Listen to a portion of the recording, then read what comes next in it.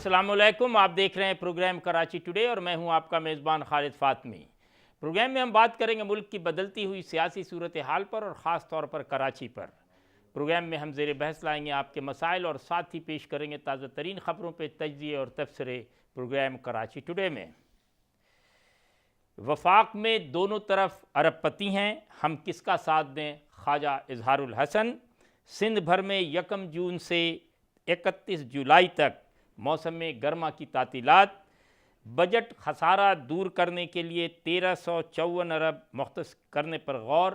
Petroleum मंसूआत की कीमतों में ₹5.75 तक के इजाफे का इम्कान। पनामा लीक्स तहकीकात TORs के लिए पार्लिमानी कमेटी के अरकान की तादाद पर तनाज़े, तादाद 16 से 12 कर दी गई।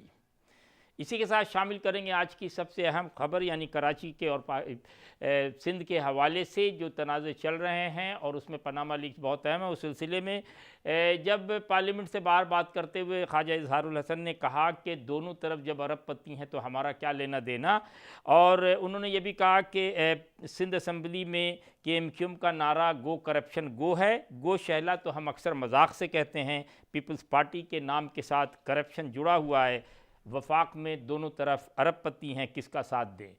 ये तो एक सिंध के हवाले से बदकिस्मती हम कह सकते हैं कि सिंध में दो बड़ी मेजर पार्टी इस वक्त हुकूमत कर रही है। यानी कराची के हवाले से हम देखते हैं MQM और सिंध के हवाले से पीपल्स पार्टी। ये जो MQM यहाँ कराची में, ये भी यहीं की पैदाइश है। इनके आबा व अजदाद हिंदुस्तान से आए थे और महाजिर क्लेम करते हैं। इसी तरह जो सिंध के लोग हैं ये भी सदियों से यहीं आबाद हैं। बदकिस्मती ये है कि 70 साल होने को आए हैं, लेकिन आज भी ये जो बीच की लाइन खींची गई है वो ख़त्म नहीं हो पा रही है, जिसका नतीजा ये है कि सिंध से जो लोग आते हैं वो कराची, जैसा कि फरियाल तालपुर ने परसों कहा, वो कहते हैं हम कराची को ओन करते। कराची उनका ही है, ओन करने से क्या मुराद है? वो तो कराची कोई अलग सूबा नहीं है, कोई अलग जगह नहीं है, या तो अलग होता तो आप कहते। इसी तरह जो MQM है वो भी सारी बातें जो करती है, बातों तक तो बहुत अच्छा लगता है, लेकिन अगर हकीकत देखा जाए तो इल्ज़ाम तराशी से हट के हम ये देखते हैं कि जितनी पीपल्स पार्टी ज़िम्मेदार है इस शहर की बर्बादी में, उतना ही ज़िम्मेदार MQM भी है। वो अपना दामन नहीं बचा सकती। हमारे साथ लाइन पे सीनियर तजियाकार शहजाद शाह जिलानी मौजूद हैं, उनसे बात करते हैं। अस्सलाम वालेकुम जिलानी साहब। जी वालेकुम फातमी साहब।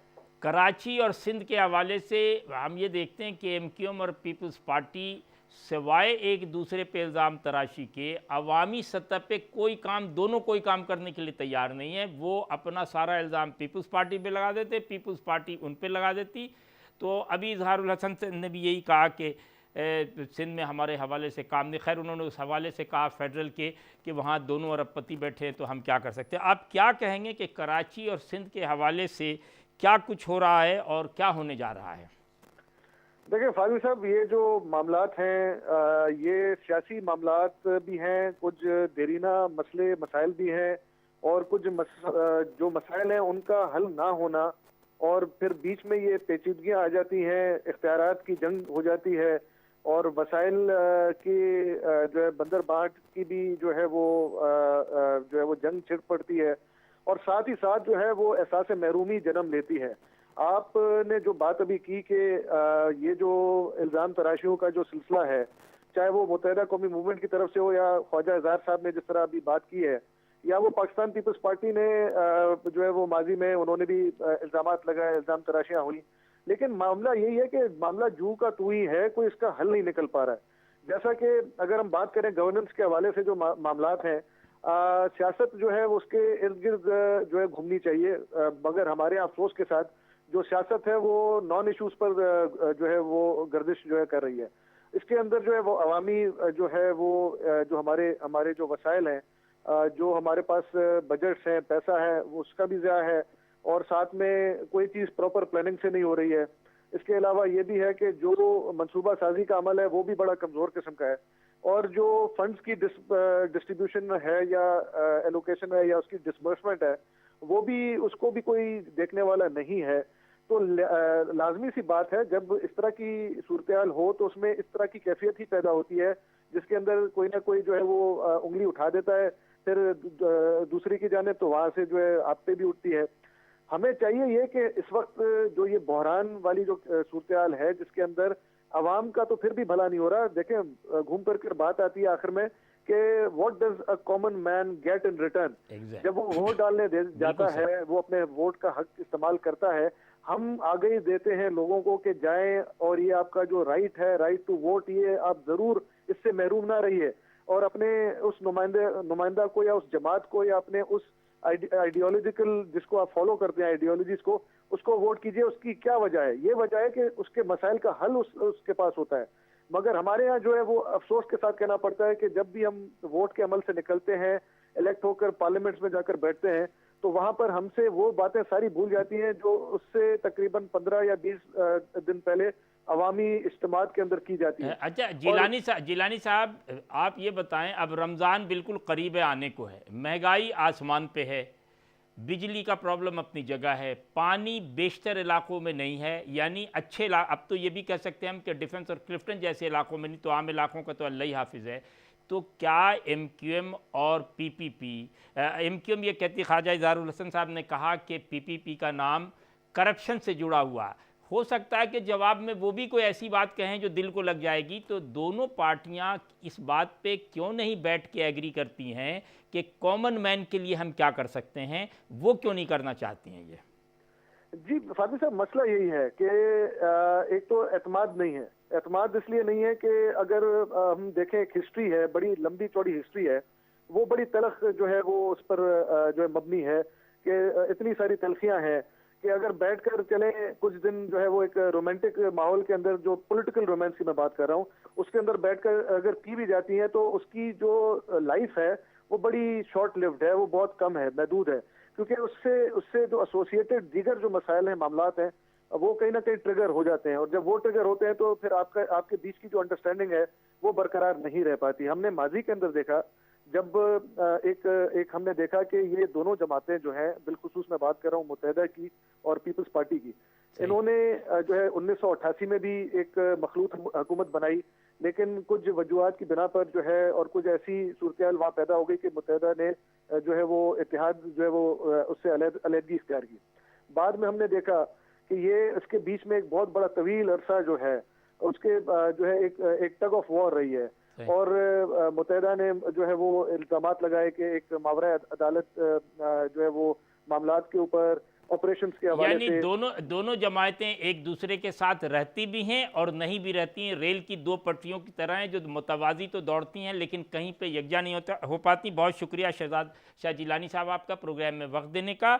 इसी के साथ हम चलते हैं अब गर्मी के हवाले से कि शदीद गर्मी, सिंध के तालीमी इदारों में कबल अज़ वक्त मौसम में गर्मा की तातीलात का ऐलान कर दिया गया। यूँ तो पिछले साल भी गर्मी बहुत पड़ी थी, और अगर लोगों को याद हो कि लास्ट ईयर रमज़ान की पहली रमज़ान जुमे के दिन जो गर्मी का हाल था उसमें 2000 अफराद यहाँ जहाँ बहक हो गए।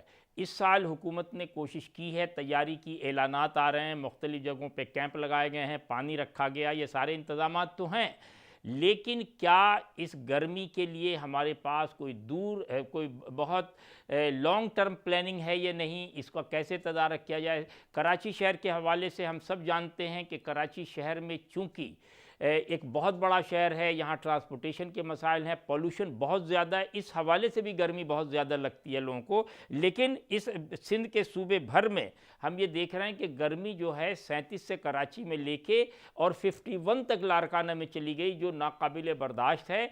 ऐसी सूरत में ये बिल्कुल दुरुस्त है कि स्कूलों को छुट्टी दे दी गई है, क्योंकि ख़ास तौर पे स्कूल के बच्चों के लिए दो वजह, एक तो रमज़ान का महीना होगा और दूसरे ये है कि गर्मी इतनी ज़्यादा शिद्दत की होगी तो उनके लिए स्कूल जाना आना मुश्किल हो जाएगा।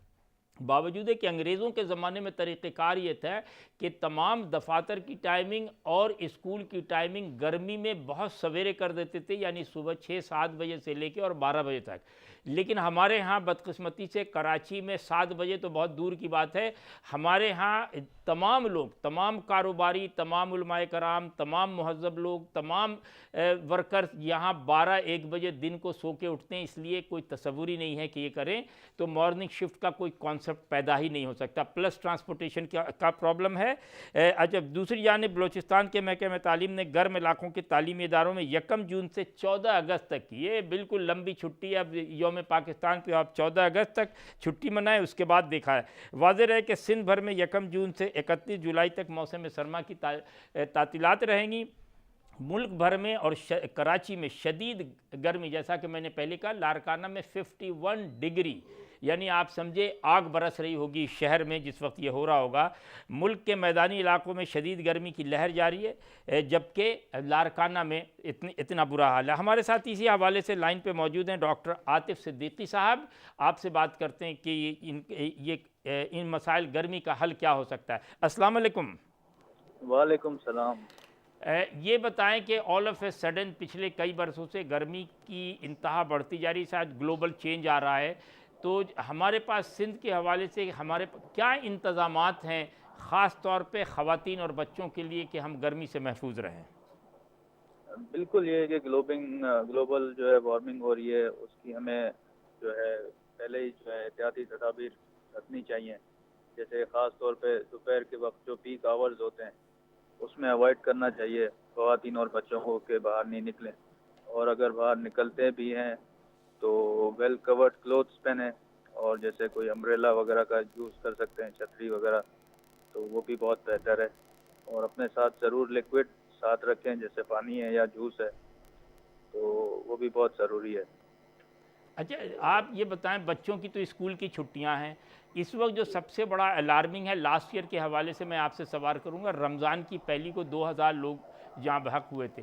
रमज़ान में ज़ाहिर है ज़्यादातर लोग रोज़ा रखते हैं और फिर रोज़े के हवाले से जो गर्मी की शिद्दत नाकाबिल बर्दाश्त होती, फिर बाहर निकलते हैं, दफातर में काम करते, फिर क्या करना चाहिए आपके ख्याल में? रमज़ान में ये है कि वर्किंग आवर्स जो हैं वो टाइमिंग चेंज कर सकते हैं, जैसे शाम की आवर्स रख सकते हैं, या सुबह के वक्त जो है वो ठंडा वक्त होता है, उस वक्त जो है वर्किंग आवर्स होने चाहिए। खासतौर पे दोपहर के वक्त जो है रमज़ान में एहतियात करनी पड़ेगी कि ज़्यादा बाहर नहीं जाएं लोग, हमें क्योंकि एहतियात उसी लाजिम में है ही हीट रमज़ान स्ट्रोक में। के बहुत ज़्यादा शुक्रिया चांस है। डॉक्टर आतिफ सिद्दीकी साहब आपका प्रोग्राम में वक्त देने का।